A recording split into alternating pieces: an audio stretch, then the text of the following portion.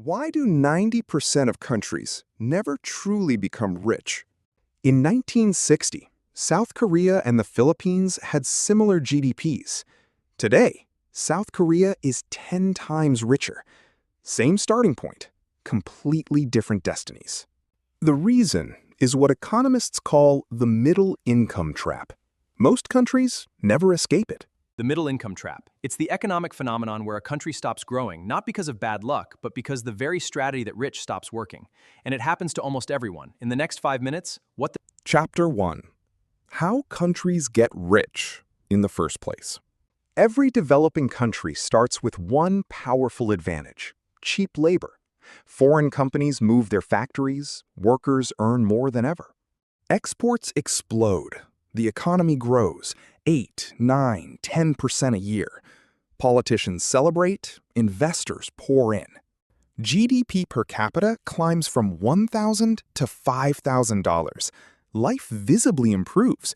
Growth looks unstoppable. This worked for China in the 90s, Vietnam in the 2000s, and Bangladesh today. The playbook, it's always the same. Then it stops, almost every time at the same income level. The growth engine, it starts to stall. Economists call this the middle income trap. A country gets stuck between $5,000 and $15,000. It's too expensive for cheap labor, not skilled enough for tech. Chapter 2. Why countries fail. Take Brazil. Once called the country of the future, its GDP peaked in 2014, barely recovering. That's 40 years of near stagnation. Reason 1. Chronic underinvestment in education. Factories don't need engineers until they suddenly do. Then, there are none. Reason 2. Weak institutions and corruption. Money goes to the connected, not the productive. Best ideas aren't funded. The right people are. Reason 3. Elite comfort. People profiting from the old model, they want to keep it. Reform threatens them directly. Here's what makes the trap so hard to escape. It's not a lack of resources, it's a lack of political will. The connected class, they're all doing fine. Why would they fund the universities? The system preserves itself. Mexico and South Africa. Different continents, different histories, yet the same flat line. The trap doesn't care about geography. In 1960, 101 middle-income countries, only 13 became high-income by 2008. That's an 87% failure rate. Chapter 3. The three that escaped. South Korea, Taiwan, Singapore. All three started as poor agricultural economies in the 60s. Today, they're among the wealthiest. Key 1. A massive bet on education.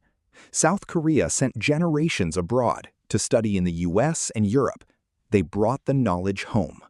Key 2. They forced industries to upgrade, deliberately, painfully.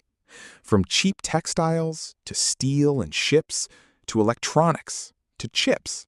Samsung started in 1938, selling dried fish and noodles. By the 90s, it made chips. Today, it powers iPhones and most data centers. Key 3. They competed globally, not hiding behind protectionism. Exporting to the toughest markets forced them to become world-class. 3 nations escaped the trap. South Korea, Taiwan, Singapore. They shared a playbook. Invest heavily in education, pursue export-led industrialization. Chapter 4. What this means right now. China is fighting this battle right now. The US-China tech war? It's not about politics. It's about China escaping the trap before its demographic window closes. Investments today predict a country's income in 30 years. R&D spending? It's the best leading indicator. Individuals face this exact same trap. That's the low-income model. Escaping means investing in assets that compound, that make you the person who builds things. And the escape route is the same. Comfort is the trap.